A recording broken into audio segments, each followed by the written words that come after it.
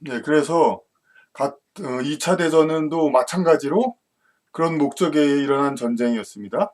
그러니까 승전국이 패전국의 그 문화를 공짜를 이겨가지고 당연히 전리품을 얻어야죠. 그렇기 때문에 그 전리품이 뭐냐?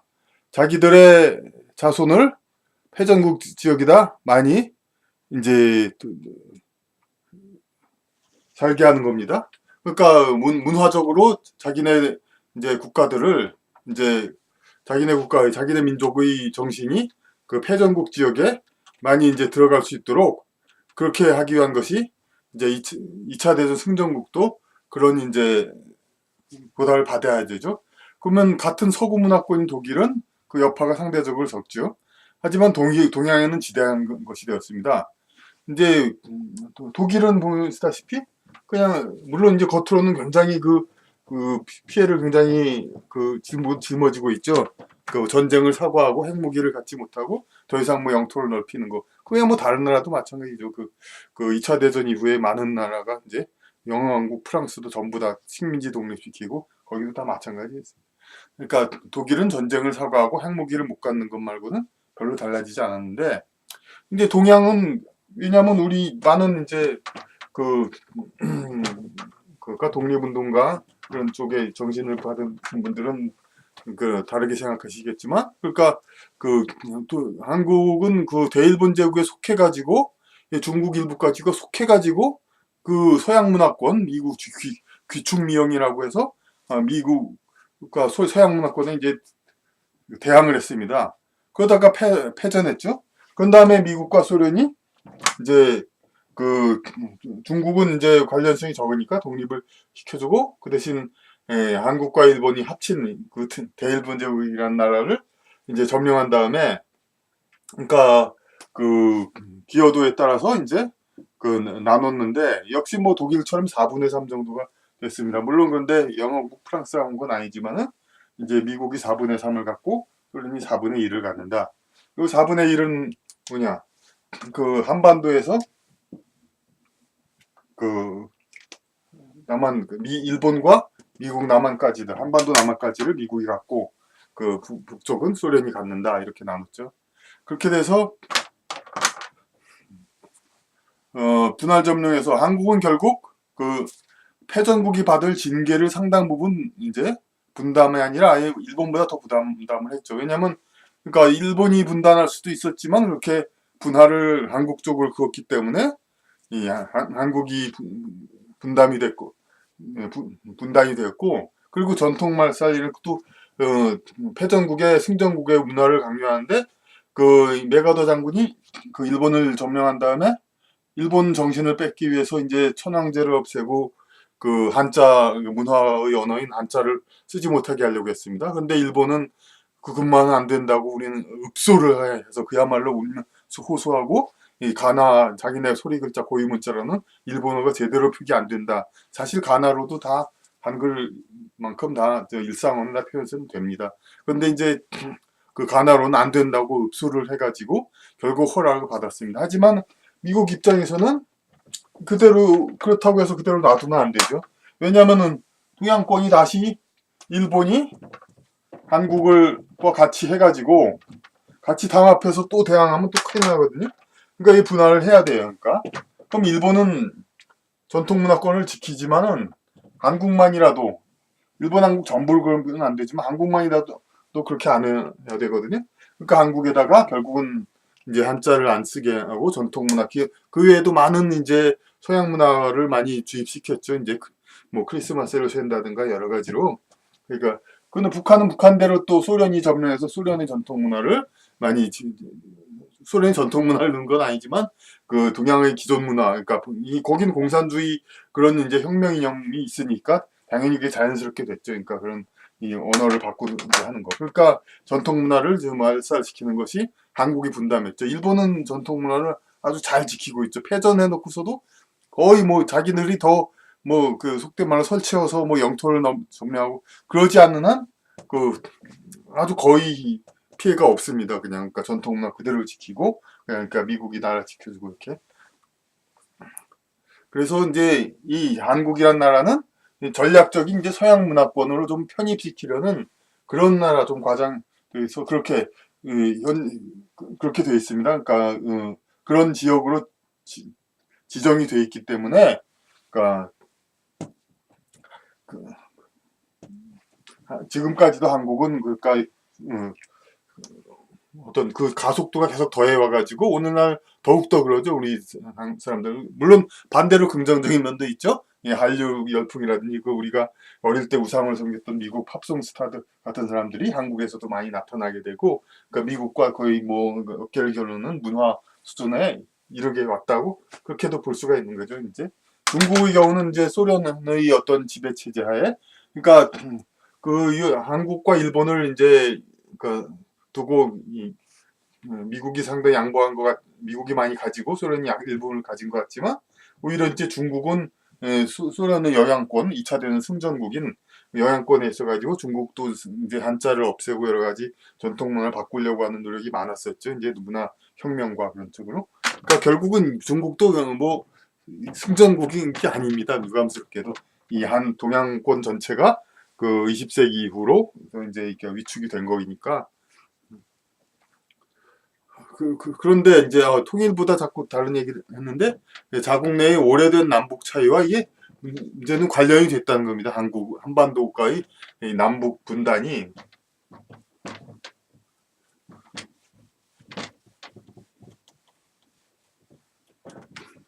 그러니까 한반도에는 전통적으로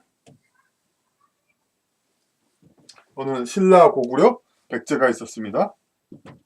그래서 우리가 순서가 다르죠. 이제 그 고구려, 백제, 신라라고 우리는 많이 배워왔지만은 그 김부식의 삼국사기는 이제 신라, 고구려, 백제로 이제 신라를 가장 중심으로 세웠습니다. 그렇다고 뭐 고구려가 신라만을 그런 거 따른 게 아니라 고려는 당연히 통일신라가 망하고 고구려를 잇는다는 뜻으로 고구려를 우선으로 했던 나라지만 그래도 자유스럽게 이제 신라를 이제 우선해서 그런 이제 저서가 나왔던 거죠. 그러니까 비록 이제 왕조나든지 그런 쪽에는 고구려 계통 그런 쪽이 더 있었지만은 신라 쪽이 이제 그 뒤로도 계속 주류 사회를 많이 형성했다고도 볼 수 있습니다. 그러니까 그 삼국사기 이후로는 신라, 고구려, 백제 그래서 우리가 신라를 가장 중심으로 쳤고 그리고 아마 고구려가 다시 앞선 이후 때는 이제 신체호의 그런 민족 정신 그런 식으로 아마 구한말 이후 그럴 때일 겁니다. 근데 이제 고구려와 백제는 역사 조금 보시면 다 아시면 이제 같은 뿌리죠. 고구려에서 이제 내려와 가지고 내가 세운 나라고 우리가 영토로 보면 이제 고구려가 아주 큰 나라고 고구려는 신라 백제는 작은 나라로 보지만 인구 밀도가 크니까 이렇게 고구려만이 압도적으로 큰 나라는 아니죠 이제. 그런데 이제 이런 한반도에 허리를 놓고 하여튼 그런 이 두 나라 이제 온대지방 그 따뜻한 곳에서의 문화에 적응되는 그런 나라가 있었고 이제 춥고 황량한 데서 좀 호전적인 그런 나라가 있었다는 것입니다. 그래서 이제 통일신라와 발해 시대에도 역시 또 그러니까 통일신라가 정도까지 있었고 발해가 있었고 해서 남북이 두 나라가 있었죠.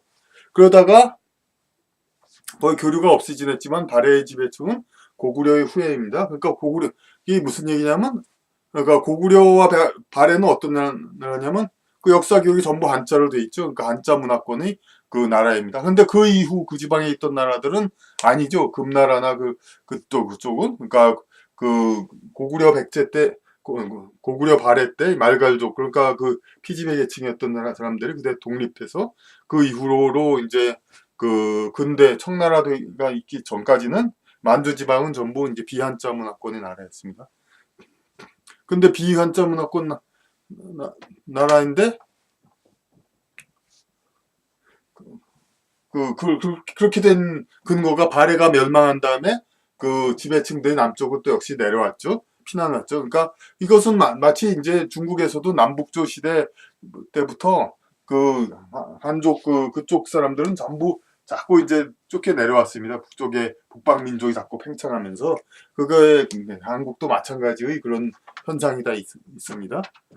그럼 이제 고려와 여진 이때가 되는데 고려가 돼서 이제 근데 북방에서 있던 사람들이 쫓겨 내려오면서 이제 다시 남쪽에서의 어떤 세력을 형성하니까 이제 조금씩 신라에서 다시 고려 때 북쪽을 조금 더 회복을 했죠. 그러니까 이쪽에 위에서 이제 있던 사람들 지배 계층들이 쫓겨 내려온 다음에 이쪽하고 다시 담합해서 다시 올라오니까 단합.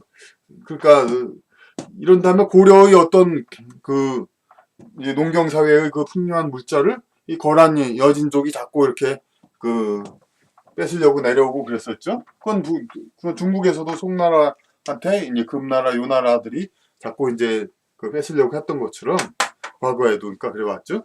그래서 북방민족이 자꾸 침탈을 했죠. 중국하고 똑같이 이 북방 그 민족들이.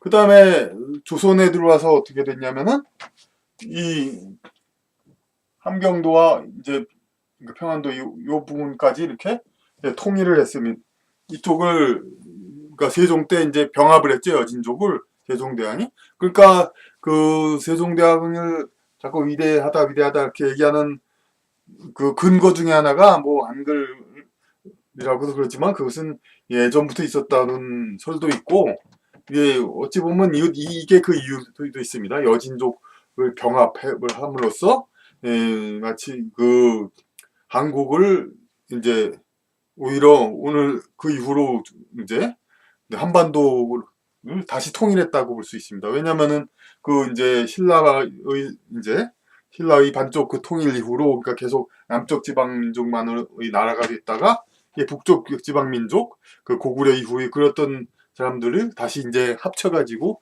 한 나라로 출범하게 된 거죠. 그러니까 그런다면 우리 역사를 봐도 조선 초기 때 뭐 여진족이 침략했다, 북방민족이 와서 뭐 싸웠다 그런 얘기들이 거의 없죠. 이제 그러니까 그 여진족을 병합했습니다. 그래서 조선은 그런데 또 특이한 게 북방 세력의 나라입니다. 그러니까 이성계가 함경도 지역, 그러니까 물론 그 전주지방 그 역사에 보면은 이제 실록에 보면 전주지방에서 이제 망명해서 함경도로 갔다고 하지만, 근데 그거는 이제 뭐 일설에 의하면 그냥 뭐 그 지어낸다고 얘기하기 좋아하는 사람 그거 뭐 조작이라고 또 그러고 이성계 스스로가 여진족이라는 얘기도 하는데 뭐 이걸 믿어도 상관없습니다. 믿어도 그 전주 사람이 어차피 이제 그 문화민족 지역의 학식 있는 사람이 가서 그쪽 그 당시로는 야만적인 그 민족들을 병합하고 이제 그들을 지도자가 돼서 다시 이제 그 내려오고 쳐내려오기도 하고 그런 경우도 있으니까 이제 그 지식인이었던 이성계 전 과문이 이제 함경도 지방을 망명해서 거기에 이제 비교적 미개한 여진족을 이제 좀 발전시키고 그쪽을 지도하면서 이제 세력을 형성했고 그리고 어느 또 학자는 또뭐 이성계는 몽고 군벌이라고 또 얘기를 했죠. 그러니까 왜냐면 고려 시대 때하고 몽고 시대 때 요 국경은 이쪽이었고 그 이쪽은 한국 한반도 우리 국가의 땅이 아니었죠. 그러니까 함경도 지방은 그러니까 몽고 지방 땅이었으니까 그 몽고 군벌이었죠 이제. 그래서 몽고 군벌이었던 사람이 이제 세력을 넓혀서 결과적으로 이 남쪽의 이 한반도 전체를 점령한 거죠. 그건 마치 그 이후 일이지만 그 청나라 만주 지방, 중국 만주 지방의 이제 사람이 중국 본토를 내려와서 점령한 거나 똑같죠. 물론 몽고 지방의 사람이 이제 내려와서 점령한 거나 마찬가지로 결국은 그 북방 세력이 민족이라고 하면 잘 어울리지 않겠지만 북방 세력이 이 남쪽의 세력을 병합한 겁니다. 그러니까 우리가 이제 한반도 우리 지도를 보면 항상 뭐 토끼 모양 이렇게 생각하지만 사실상 이 북의 지역은 이제 반도가 아니라 대륙의 일부분이죠. 대륙의 일부분이고 고려 요때만이 이제 그 요 부분만이 반도입니다. 그러니까 그 이성계는 대륙에서 내려온 지방이죠. 내려온 세력입니다. 그래서 여기에 근거한 거가 뭐냐면은 중국에서 전 이제 중국의 네티즌한테 들은 얘기인데 물론 그쪽 입장입니다만은 이제 그 이성계가 이 몽고 군벌 그러니까 중국의 크게 봐서 중국의 하나 일부이죠. 그 고려를 점령한 다음에 중국 황제한테 이제 통치에 대한 허락을 받으면서 물론 나라 국명을 이제 허락받았다는 건 다 알려진 얘기죠. 그러면서 이 통치를 허락받으면서 이걸 할애를 한 거다 이거죠. 그러니까 원래 중국의 영토이지만 이 함경도나 이쪽 대륙 일부는 이쪽 지방 정권으로서 이 남쪽을 여기 지배하라고 해서 준 거다 이거죠. 그러니까 여기는 독립된 나라가 될 수가 없다는 게 중국의 입장입니다. 이제 그러니까 영국권을 가지고 있어요. 중국 그 함경도 지방을 그렇게 해서 그 근래 저도 이제 그 책에도 나왔 얘기 써놨습니다만 근래 이제 미 전미 국무장관 키신저 씨도 그런 얘기를 했죠. 이제 6.25 때 이렇게 쳐들어 올라가 가지고 그 평양 원산 사이에 가장 병목과 같이 좁은데 요 군데서 진격을 멈췄다면은 이 방어에도 아주 좋죠. 그런데 좋았을 텐데 이렇게 그냥 똑같이 회복하겠다는 욕심으로 압록강 두만강까지 올라갔어요. 그러니까 이 전선 넓이가 4배나 되고 막을 수가 없고 게다가 중요한 건 이때까지는 중국군이 가만히 있다가 이 함경도 이쪽을 다 점령하려고 하니까 이제 개입을 한 거죠. 그러니까 이 중국 입장에서는 이 함경도 지방은 절대로 자기네 세력에서 벗어나면 안 된다. 그런 얘기를 하는 거죠. 평양 원산에서 멈췄다면 통일되었을 거다. 그런 것이 키신저 씨가 근래 한 얘기고 저도 이제 그 책에도 예전에 썼습니다.